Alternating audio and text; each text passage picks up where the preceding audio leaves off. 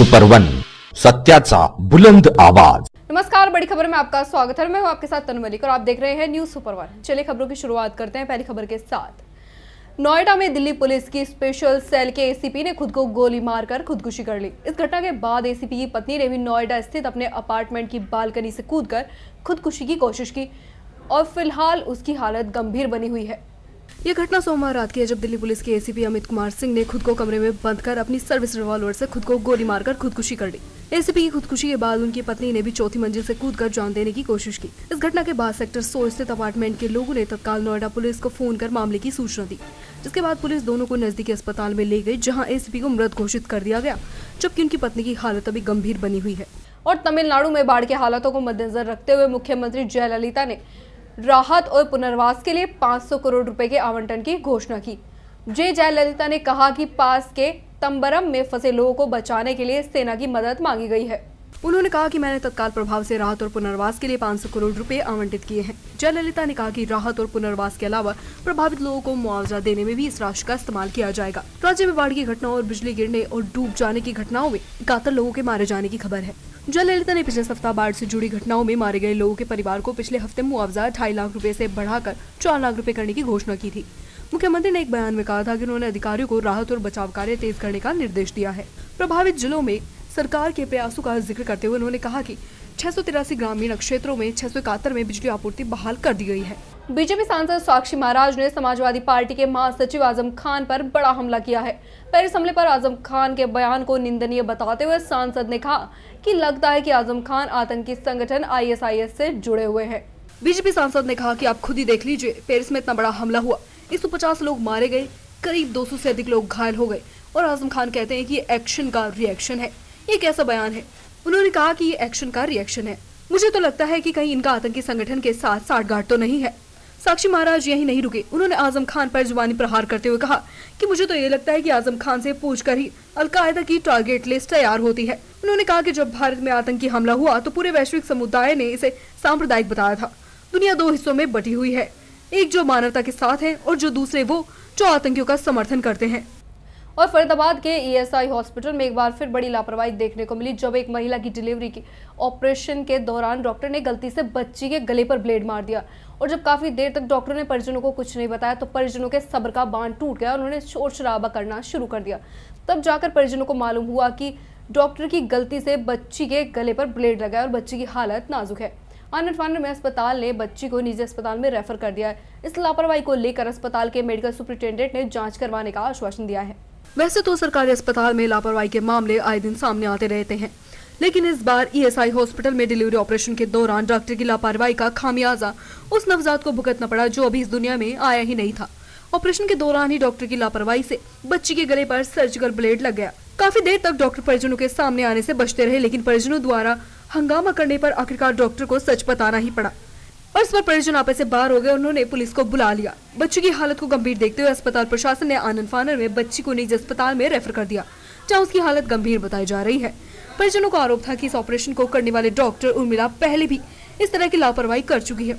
बाद में परिजन मेडिकल सुपरिटेंडेंट से मिले। परिजनों की मांग है कि लापरवाही बरतने वाले दोषी डॉक्टरों के खिलाफ सख्त कार्रवाई की जाए। इसके बाद गुस्साए परिजन अस्पताल में मेडिकल सुपरिटेंडेंट को मिले और अपनी शिकायत दी, जिसके पश्चात मेडिकल सुपरिटेंडेंट ने इस बारे में मामले में जांच करने की बात कही और कहा कि यदि जांच में कोई दोषी पाया गया तो उसके खिलाफ सख्त कार्रवाई की जाएगी। उसका नाम पूजा है और मेरे बहनोई है विशंभर। पूजा, पेशेंट का नाम पूजा है। बहन विशंभर, एक मिनट बीच में मत जी।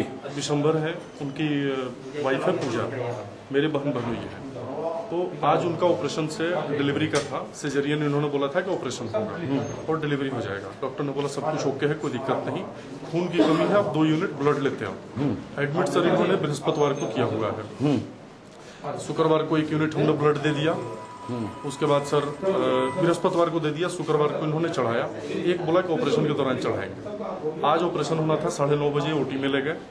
11:30 बजे तक इन्होंने कोई रिस्पॉन्स हमें नहीं दिया कि अंदर क्या हो रहा है क्या नहीं हो रहा। हमने जब बार बार पूछा, और सारे डॉक्टर एक जगह आपस में कुछ गुफ्तगू कर रहे थे। हमने जब इनसे पूछा कि मैडम क्या हुआ, बच्चे का स्टेटस बताओ, पेशेंट का स्टेटस बताओ, तब इन्होंने बोला कि जी जिन डॉक्टर ने ऑपरेशन किया था कि आपके बच्चे को सांस लेने में तकलीफ है, उसको रेफर करना पड़ेगा। बच्चों के डॉक्टर ने बताया। जिन्होंने ऑपरेशन किया हम कहें उन मैडम से मिलवा दो, क्यों हुआ क्या हुआ। वो एक कमरे में अंदर लेटी हुई हैं। हमने जब बात करने की कोशिश की उन्होंने सीधे मना कर दिया, बोले कि जी जाओ मेरा ऑपरेशन सब ठीक है, बच्चे का डॉक्टर से जाके मिलो। हमने बच्चे का डॉक्टर से पूछा कि मैडम क्या स्थिति है क्या, तो बोली जी बच्चे को कान और गले के नीचे 6 सेंटीमीटर का ऑपरेशन के दौरान इस डॉक्टर से ब्लेड लग गया है। अच्छा। और बच्चा सांस नहीं ले पा रहा है, कोई रिस्पॉन्ड नहीं कर रहा। हमने उसको ड्रिल दिया हुआ है और ऑक्सीजन दिया हुआ है, हम इसको रेफर कर रहे हैं, आप बच्चे की जान बचाओ पहले। तो मेरे बहनोई इन्होंने फिर पार्क हॉस्पिटल में रेफर किया है। मेरे बहनोई उनको यहाँ से लेकर के गए हैं पार्क हॉस्पिटल। लेकिन जिस डॉक्टर ने किया, हमें यहाँ के स्टाफ से पता चला कि इनका पीछे का भी ये प्रीवियस हिस्ट्री है कि हमेशा बार बार ये ओटी में ऐसी गड़बड़ियाँ करती हैं सर। ये जो डिलीवरी जो है ऑपरेशन से हुई है? हाँ सर, ऑपरेशन से हुई। और उसी दौरान सर्जरी ब्लेड लगने से बच्चे की हालत सीरियस हुई है? बच्चे की हालत सीरियस हुई है सर। आपकी क्या डिमांड है?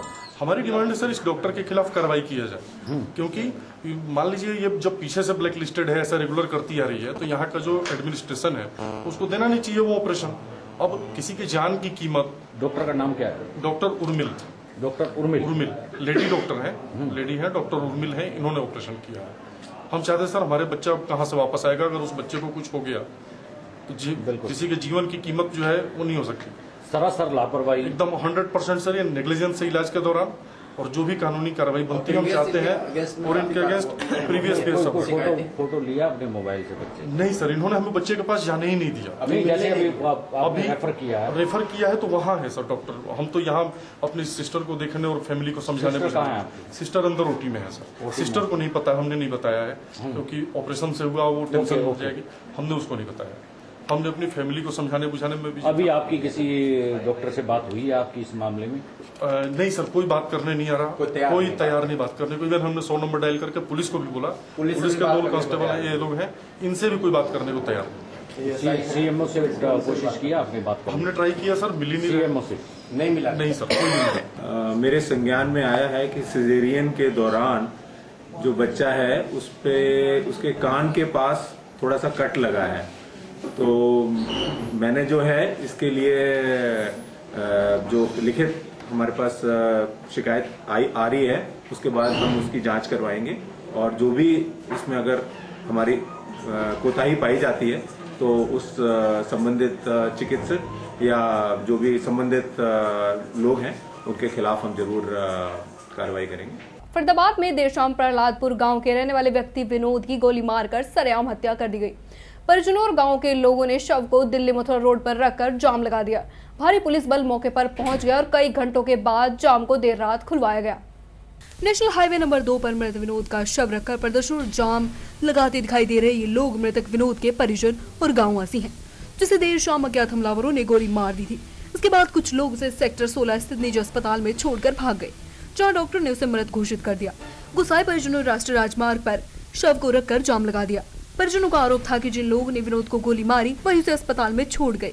बावजूद इसके पुलिस ने आरोपी को गिरफ्तार नहीं किया। राष्ट्रीय राजमार्ग जाम होने से 2 ओर लंबा जाम लगा रहा। मृतक के परिजनों ने बताया कि शाम करीब 8 बजे उनके पास एसएचओ सेंट्रल भारत भूषण का फोन आया। एसएचओ ने बताया कि उनके भाई विनोद को गोली मार दी गई है। वे सेक्टर 16 स्थित निजी अस्पताल में है। अस्पताल पहुंचने पर रिसेप्शन पर बताया गया कि पंकज नामक युवक विनोद को भर्ती कराने लाया था। उसके साथ 2-3 लोग और भी थे। परिजनों का कहना था कि विनोद को गोली किसने मारी और घटना स्थल पर क्या हुआ, इसकी जानकारी पंकज और उसके साथियों को है। आरोप है कि पुलिस ने युवक को गिरफ्तार भी किया था, लेकिन वे कहते हैं कि उन्हें पता नहीं। इस हत्या को लेकर परिजनों ने शव को नेशनल हाईवे पर रखकर जाम लगाया। वहीं मौके की नजाकत को देखते हुए भारी पुलिस बल तैनात किया गया। पूरे नेशनल हाईवे पुलिस छावनी में तब्दील हो गया। पुलिस के मुताबिक अभी तक उन्हें ये नहीं पता चला कि गोली किस जगह पर मारी गई है। उनका कहना था कि एक व्यक्ति को हिरासत में लेकर पूछताछ की जा रही है और पुलिस ने इस हत्याकांड को लेकर पुलिस की कई टीमें गठित की हैं। हमें कुछ मालूम नहीं है। हमारे पास फोन पहुंचा है हमारे भतीजे के पास कि भाई ऐसे ऐसे आपका विनोद है जो वो किसी गोली लग गई है उसको, और यहाँ मेट्रो में आ जाइए। हम मेट्रो में पहुंचे हैं। हमारे सामने पुलिस वाले वहाँ पर, वो कौन है 12 सेक्टर के एसएचओ साहब, वो आए हुए हैं वहाँ पर। हमने कहा अरेस्ट करा आपने कोई? वो कह रहे हैं कि हाँ कर रहे हैं, हम कोशिश कर रहे हैं, हमको एक कर लिया है। मैं कहाँ है वो? दूसरे से कह जा भाग गया। वो भाग गया, किधर भाग गया? जब उन्होंने एसएचओ ने जब ये कह दिया कि वो भाग गया इधर उधर, तो हमको गुस्सा आया एकदम से कि जब पुलिस से ही आदमी भाग जाता है और हमको 1-1.5 घंटा आज यहाँ पर रोड जाम करे हुए हो गए। एक बेचारे एक आम आदमी को मार दे, ऐसे मार दे। कोई हमारे एमएलए एमपी या कोई भी हमारे जो अच्छे ऊपर बैठे इसी पे वगैरह नहीं, शक नहीं है इनके। जो कोई बता रहे हैं, कोई बताते हैं, वो भाई बता रहे हैं। किसको धमकी दे रहे हैं पुलिस वाले? और इसके बारे में जो बता रहे हैं, कोई क्या नाम बताया इसको, कहाँ कौन सी जगह गोली मारी है, कौन से? देखो भाई साहब, ये हमको सेक्टर 16 में बता रहे हैं। कोई सेक्टर 16 में बता रहे हैं कि सेक्टर 16 के अंदर ये गोली मार दी गई और इसको वहां से उठा करके 1-1.5 घंटा हम मेट्रो में लेकर पड़े रहे इसको।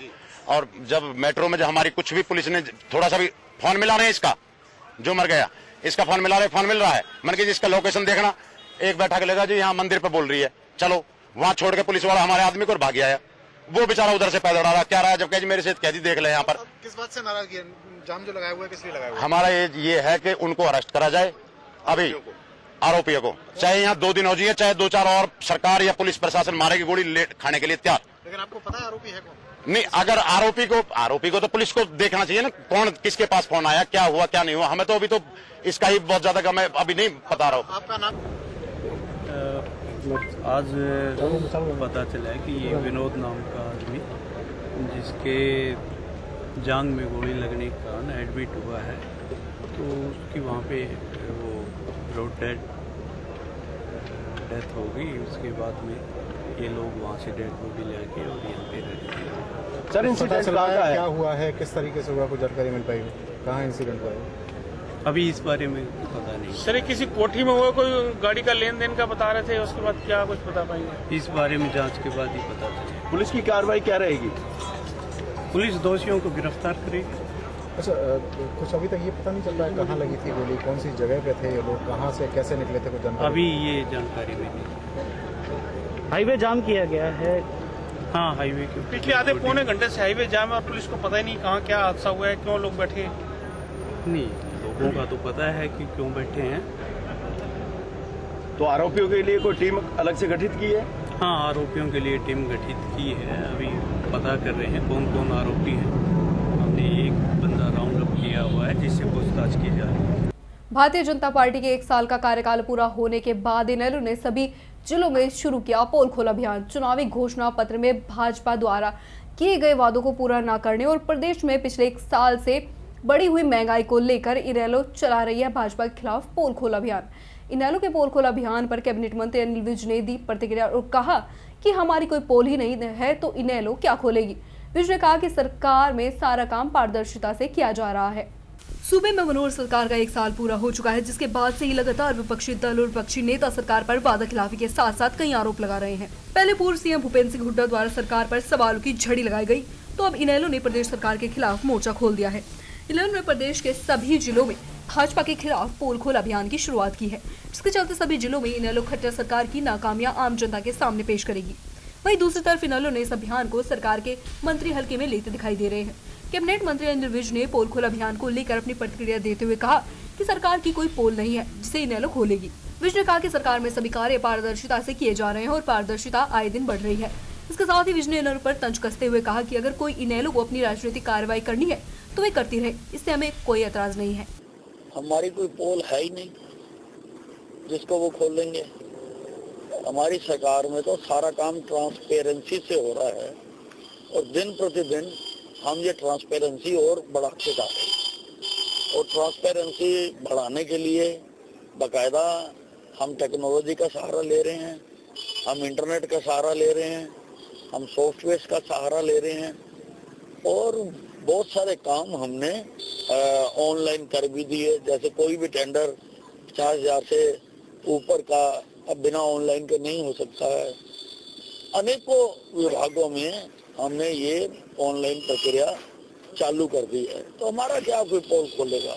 अब बाकी सबने अपनी अपनी राजनीतिक कार्रवाई पानी है वो डालते रहे, तो उसका हमें कोई एतराज नहीं। और दिवाली की रात को किसान की हत्या कर दी गई थी। आखिरकार इसमें उसका बेटा ही दोषी निकला। बेटे ने अपने नौकर के साथ मिलकर ही इस वारदात को अंजाम दिया था। दिवाली की रात को बेटे ने अपने नौकर के साथ मिलकर अपने बाप की हत्या की। इस बात का खुलासा डीएसपी रमेश गुलिया ने किया। डीएसपी ने बताया कि किसान कृष्ण शराब पीने का आदी था, जिससे सारा परिवार तंग था। बेटे ने अपने नौकर के साथ मिलकर पूरी योजना के तहत कृष्ण को खेतों में बुलाया और उसकी कुल्हाड़ी से काटकर हत्या कर दी। डीएसपी ने पत्रकार वार्ता करते हुए खुलासा किया कि बेटे ने अपने बाप को मारने के लिए कई दिनों से योजना बनाई हुई थी और दिवाली के दिन समय मिलते ही अपने बाप को खेतों में बुलाकर उस पर वार कर दिया, जिससे कृष्ण की मौके पर ही मौत हो गई। पुलिस ने दोनों आरोपियों को गिरफ्तार कर 1 दिन की रिमांड पर लिया है, जिससे कि हथियार बरामद किया जा सके। नाइट में रात को 9 बजे करीब उसका मरने वाला कृष्ण का लड़का हैप्पी और उसका नौकर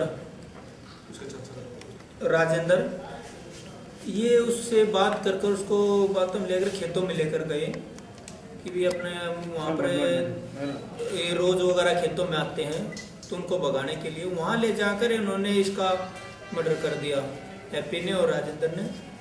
तो इनको हमने गिरफ्तार कर लिया है। गिरफ्तार कर 1 दिन का इनका रिमांड लिया है। जिस भी हथियार से इन्होंने इसका मर्डर किया था उनको रिकवर करने के लिए।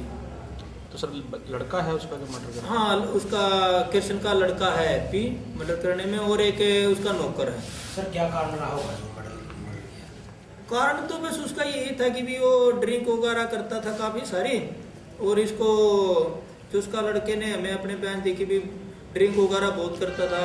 अड़ोसी पड़ोसी से हमने बातचीत वगैरह की तो ड्रिंक वगैरह बहुत ज़्यादा करता था। बस इनका यही कारण था कि भी घर वाले परेशान थे, तो ये लड़के इसके साथ में काफ़ी मारपीट आई। जिस दिन इसका मर्डर किया उस दिन भी इन्होंने इसके अपने लड़के के साथ मारपिटाई की थी। शराब के कारण हत्या हुई? हाँ, मतलब परिवार इससे काफ़ी परेशान था, कोई भी था। सर लड़का बालिग था ना बालिग है? लड़का बालिग है। पता लगा नाबालिग है? लड़का बालिग 18 साल की उम्र बताई, बालिग है जो अगर सभी शामिल हैं या बस 2 ही थे सर? नहीं, इसमें बस 2 ही शामिल थे। हमने अपनी पूरी यूनिवर्सिटी जांच कर ली है, तो ये 2 को गिरफ्तार कर लिया। 1 दिन का रिमांड के साथ मारा था इनका। जो इन्होंने अपने बयान दिए कुल्हाड़ी और एक गंडासी थी, उनके साथ में इन्होंने मर्डर किया। 1 दिन का हमने इनका रिमांड ले लिया है और वो हम इनसे रिकवर कर लेंगे। तो क्या पहले से इनकी योजना थी इसको मारने की? हाँ, इनकी पहले से ही योजना बना रखी थी उन्होंने कि भी इनको मतलब 1-2 दिन के अंदर ही इसको हमने इसका काम तमाम कर देना है। तो दिवाली वाले दिन इनको मौका मिला नाइट में। तो क्या इस बारे में इसकी पत्नी जो मरने वाला कृष्ण है उसकी पत्नी को पता था भी ये? नहीं, उसको नहीं पता। तो सर तो पहले भी कभी योजना बनाई है? पहले जो सिरे नहीं चढ़वाई थी? नहीं, पहले वगैरह तो इन्होंने कोई योजना वगैरह बनाई नहीं, लेकिन अभी इनकी दीपावली से 2-3 दिन पहले इनकी योजना बनी थी दोनों की, नौकर की और इसकी। तो इनको दीपावली वाले दिन ही मौका मिला और इसको बहका कर के भी अपने खेतों में रोज आए हुए हमको भगाना है लेकर को इसके बाद। और पलवल जिला प्रशासन द्वारा शहर में यातायात व्यवस्था को चुस्त दुरुस्त रखने और शहर की मुख्य सड़कों को अतिक्रमण मुक्त करने हेतु अभियान चलाया गया। अभियान के तहत राष्ट्रीय राजमार्ग 2 पर शहर के बस स्टैंड चौक से रसूलपुर चौक और लीक मार्गों से अतिक्रमण को हटाया गया और चेतावनी दी गई कि यदि फिर से सड़कों पर कोई अतिक्रमण करता है तो उसके खिलाफ विभागीय कार्रवाई की जाएगी।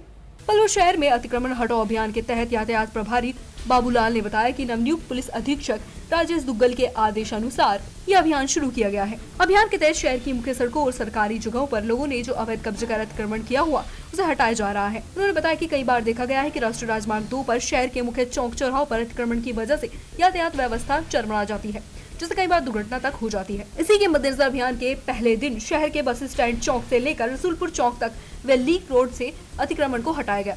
यह अभियान आगे भी लगातार जारी रहेगा। उन्होंने बताया कि अतिक्रमण हटाने के बावजूद भी कोई बार-बार अतिक्रमण करता है तो उसके खिलाफ विभागीय कार्रवाई का भी प्रावधान है और उसके खिलाफ विभागीय कार्रवाई की जाएगी। रूलिंग के अनुसार जितना भी जो पब्लिक प्लेस में या सरकारी जगह में जो किया हुआ है वो सभी हटाना है।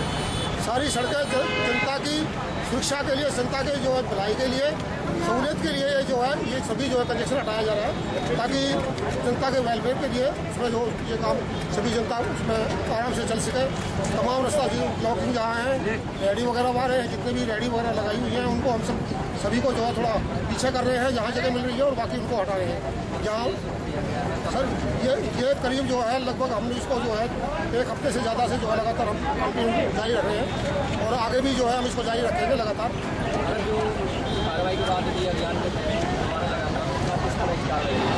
सर अगर जो पहली बात तो लोग बात जो है समय है कि जल्दी मान ही जाते हैं, अपने तरीके से काम कर रहे हैं, हम अपने तरीके से एक अच्छी तरीके से काम कर रहे हैं। हम किसी के साथ किसी प्रकार की कोई बात नहीं है, सिर्फ अंडर काम करते हैं। बाकी अगर कोई ऐसी कोई बात नौबत आएगी तो सूचना रक्षण के अधिकार के जो उनके नोटिस मिला दी जाएगी, वो भी बात तो जो भी उचित कार्रवाई होगी वो करेंगे। बड़ी खबरों में फिलहाल इतना ही। बाकी तमाम खबरों के लिए आप देखते रहिए न्यूज़ सुपर 1। नमस्कार।